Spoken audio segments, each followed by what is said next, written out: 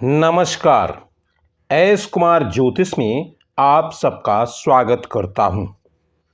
तो आज हम जानेंगे कि यदि हमें रोजगार व्यवसाय को जानना हो, ये जानना हो कि व्यक्ति क्या करेगा, उसको क्या करना चाहिए, तो इसके लिए हमें शनि से विचार करना होता है। शनि कर्म का, न्याय का फल देने वाला ग्रह होता है। यदि हमें ये देखना हो कि व्यक्ति कितना धन कमाएगा, तो हमें यह भी शनि से देखना होता है। कुंडली में दशम भाव को कर्म भाव कहते हैं और इसीलिए न्याय और कर्म के फल देने के लिए शनि को दशम दृष्टि मिली हुई है।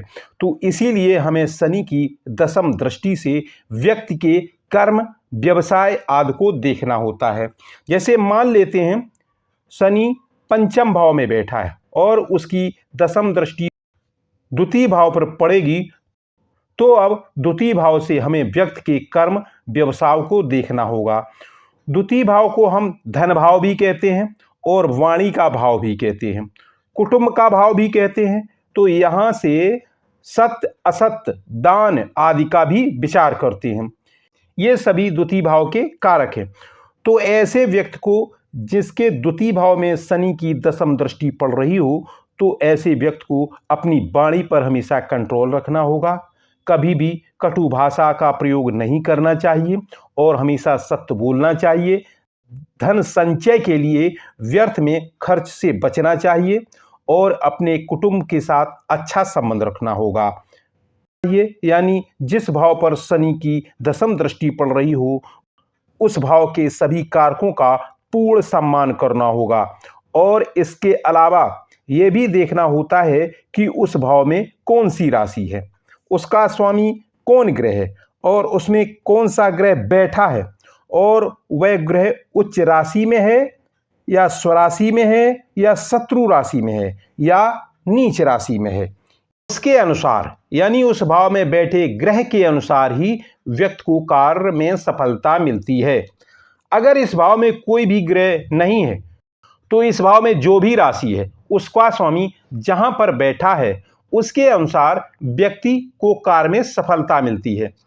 जैसे मान लेते हैं शनि सप्तम भाव में बैठे हैं और उनकी सप्तम दृष्टि चतुर्थ भाव पर पड़ रही है और चतुर्थ भाव में कोई भी ग्रह नहीं बैठा है, मगर उसमें सिंह राशि है। तो सिंह राशि का स्वामी सूर्य है और सूर्य राजा का कारक है, यानी कि नेतृत्व का कारक है। तो आप जो भी कार्य करें वहां पर आप नेतृत्व के पद पर ही सफल होंगे।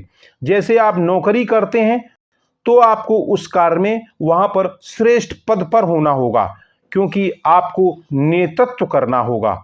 चतुर्थ भाव माता का कारक भाव है, तो आपको अपनी मां का, सगे संबंधियों का सम्मान करना होगा, व्यर्थ में खर्च से बचना होगा और सभी पर ध्यान देना होगा। और अगर कोई ग्रह उस भाव में बैठा हो, जैसे यहाँ पर बुध बैठा है, तो आपको गणित के कार्य, ज्ञान के कार्य, जैसे अकाउंटेंट या कोई लेन देन वाला कार्य, इनमें आपको अधिक सफलता मिलेगी। यहाँ पर जो भी ग्रह बैठा है या यहाँ का स्वामी है, इसी के अनुसार कार्य में सफलता आप पा सकते हैं। जैसे मान लेते हैं शनि की दृष्टि किसी भी भाव पर पड़ रही है, उस भाव में यदि जो भी ग्रह है या उस भाव का स्वामी जहां पर बैठा है उसमें यदि ग्रह स्वराशि का बैठा हो, तो आपको अपने कार्य में सफलता अपने आप पर भरोसा रखने पर मिलती है।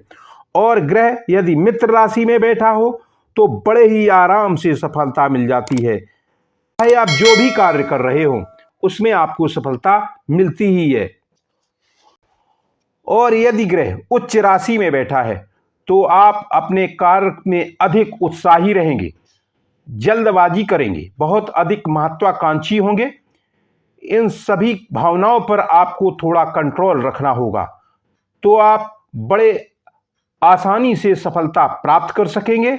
और यदि ग्रह पीड़ित है, जैसे नीच राशि में हो, तो आपको अपने कार्य को सही रास्ते पर रखने में बड़ी दिक्कतें आ सकती हैं, काफी दिक्कतों का सामना करना पड़ सकता है।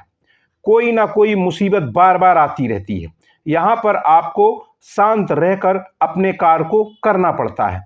जब भी ग्रह नीच राशि में होता है, कार्य अच्छा चल रहा है, बीच में एकदम से डमाडोल हो जाता है, कोई ना कोई प्रॉब्लम आ जाती है। इस तरह की परेशानियों का सामना आपको बार बार करना पड़ता है। और यदि ग्रह शत्रु राशि में हो तो भी कार्य में बड़ी ही अनिश्चितता बनी रहेगी, परेशानियां कभी पीछा नहीं छोड़ेंगी। मगर यदि आप शांति से और पूरे निष्ठा से काम करते हैं तो आपको सफलता अवश्य मिलती है।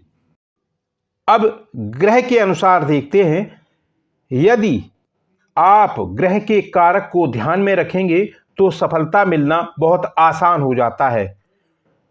यदि उस भाव में चंद्रमा बैठा है या उस भाव में ग्रह नहीं है मगर चंद्रमा उस भाव का स्वामी है, तो चंद्रमा भावनात्मा का कारक है, मन का कारक है।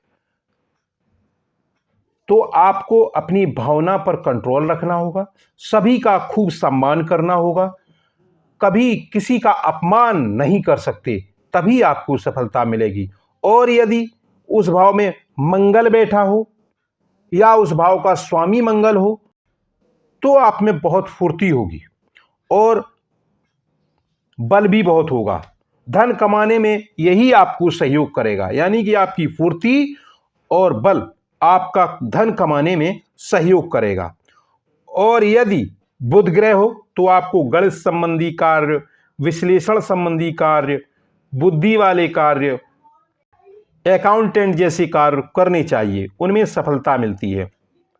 और यदि गुरु ग्रह बैठा हो तो ज्ञान के कार्य, पढ़ाई, शिक्षा के कार्यों में आपको अधिक सफलता मिलेगी।